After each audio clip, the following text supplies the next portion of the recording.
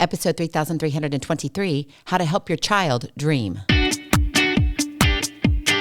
Moms, it's time to rediscover, rejuvenate, and renew who you are in mind, body, and spirit. Welcome to Create Your Now, Your Best Selfie, the show to help you do just that. Here's your host, certified life coach, personal trainer, and nutritionist, Christiane Wargo.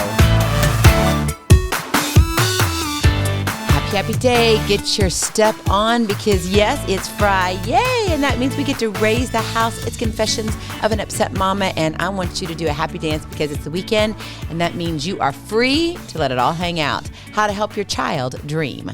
For those of you who are brand new to Create Your Now, welcome to this incredible family. I'm so delighted of your presence. If you already had the opportunity, you'll want to head on over to createyournow.com where you can learn more and sign up for the Kisses newsletter. The Keep It Simple strategy, everyday solutions to live, love, and impact.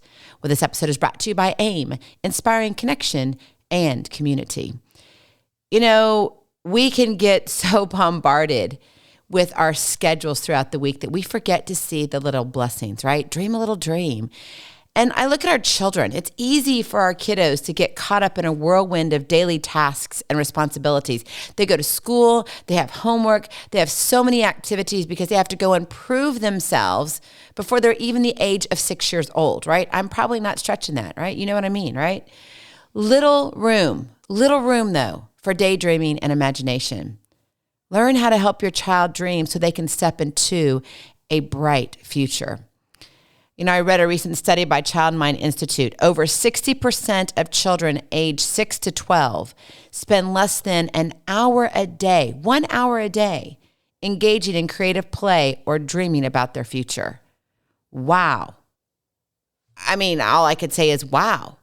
Less than an hour. I can remember when I would play hours upon hours with my friends, and we would take Strawberry Shortcake and Purple Pie Man and Huckleberry Finn, and or Huckleberry Pie, I think, actually, not Finn. That's the real story. Anyway, you know what I'm saying. Huckleberry Pie. And oh my goodness, I loved my dolls and my Barbies, and more so Strawberry Shortcake, not so much Barbies, but that's for another episode.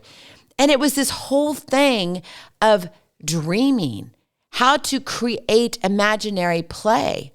And when we're in a society driven by instant gratification and constant stimulation, it's crucial for us as parents to take a proactive step to nurturing our child's abilities to dream and envision a bright future.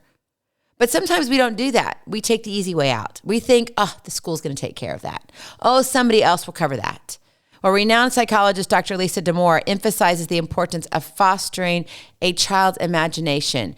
And she states, dreaming allows children to tap into their creativity and explore endless possibilities. It's a crucial part of their cognitive development and helps shape their aspirations and goals for their future. It is about dreaming and that imaginary play that gives us room to grow, that has our mind expand, that critical thinking. It's beyond what we just hold right in front of us. But unfortunately, a lot of times our kiddos are just handed the silver spoon, right? They're handed a tablet, a phone. And all you have to do is push on this cute little icon that has this dancing thing. And all of a sudden, everything's there. I've been spending some time with my grandbabies, and I love them to pieces. As you know, I've shared often here. And my grandson has these cards. He's 3 years old, and Mama opened up these brand new set of cards, and they have all numbers on them. And he had this one card, and on one side, there was the word 0 with the number 0, and he knows his numbers.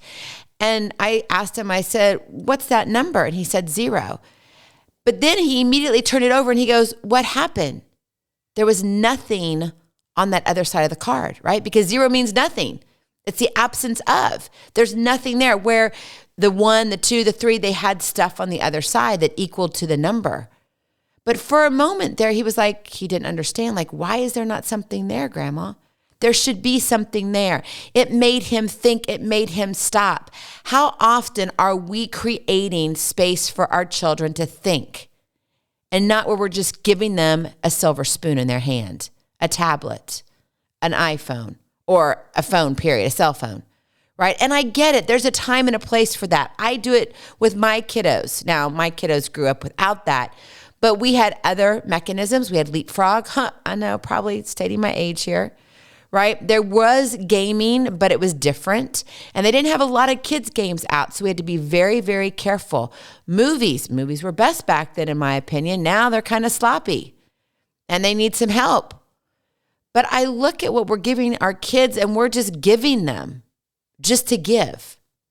We're not helping expand their mind. And we're losing our creativity. You wonder why we have movies that are in, version 4, 5, and 6, because they're tacking on to the success of 1, 2, and 3. Because what? They're lacking imagination. Now, I could sit here and go off on a tangent, but I don't want to do that. I want to bring you back to how to help your child dream. Because what if you could help them dream a little dream? That is your Kiss to Keep It Simple strategy. Dream a little dream. Yes, that's when you as a parent, a grandparent, an auntie, a mentor can come in and say, you know what? I want to help stretch my kiddo's mind.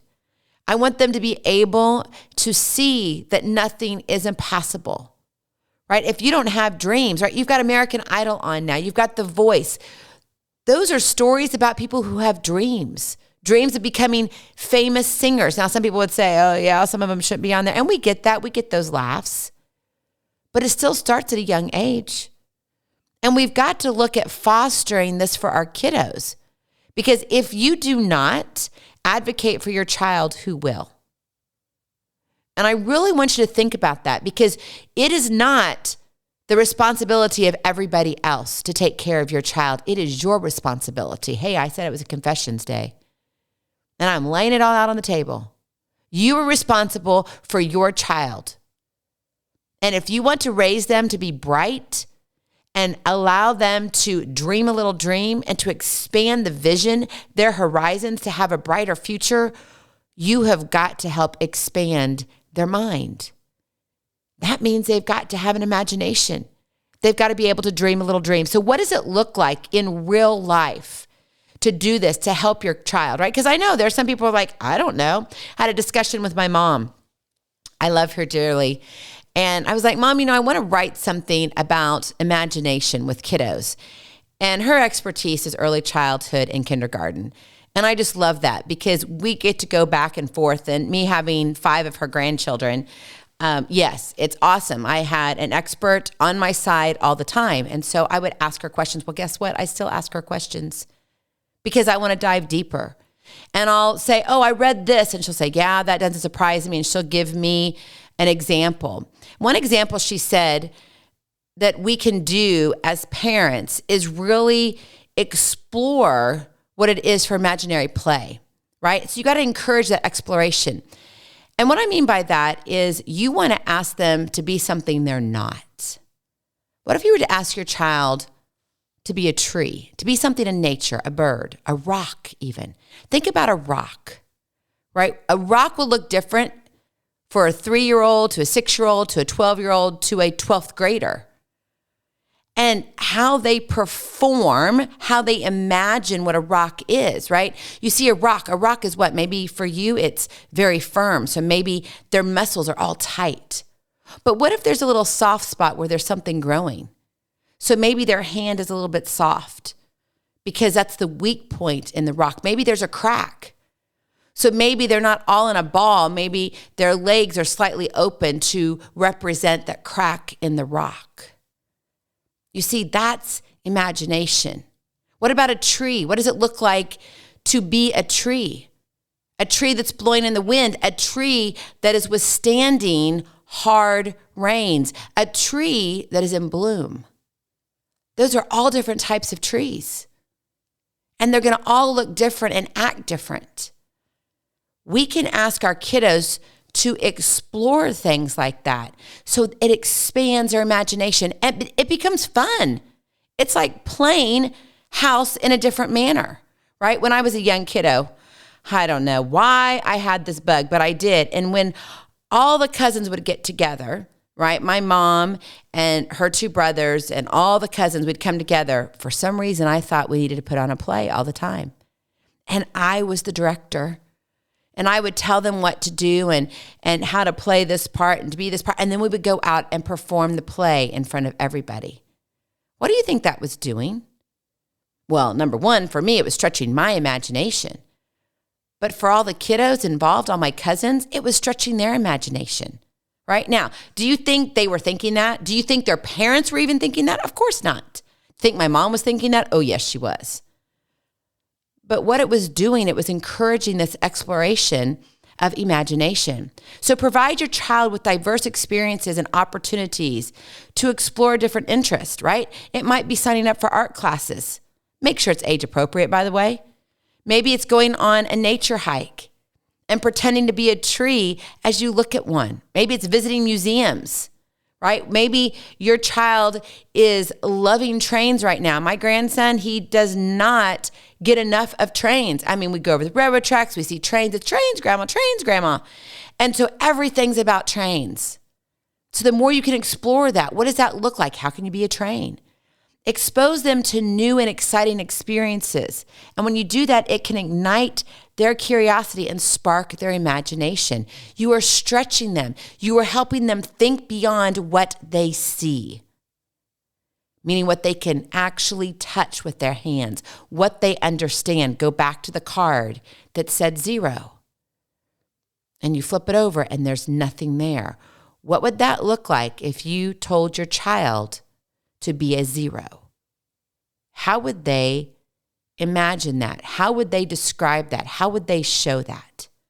So encourage that exploration. Number 2, foster a safe space for creativity. Too many times a day, we are telling our kids, no, no, no, no, no. And yes, there's a place for no. I totally believe it. But creativity, when they want to play with Play-Doh, please say yes. When they want to color, please say yes. When they want to go outside and dig in the dirt and help you plant a brand new, pot something in the ground or whatever it is, or flowers because spring is around the corner, don't say no. Yes, I know you can do it faster, but engage them. Foster that safe space for creativity. Because what you're doing here is you're creating a nurturing environment at home where your child feels free to what? Dream and express themselves. And you want them to be able to do it in a safe space. You want them to be able to have that open communication. You want them to actively listen. And you want to also praise their ideas and creations.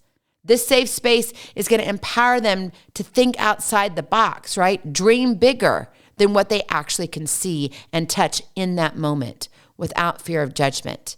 Because unfortunately, they go to school and somebody's going, ha ha, look at that kid. What is he doing? Maybe your child's already been bullied like that.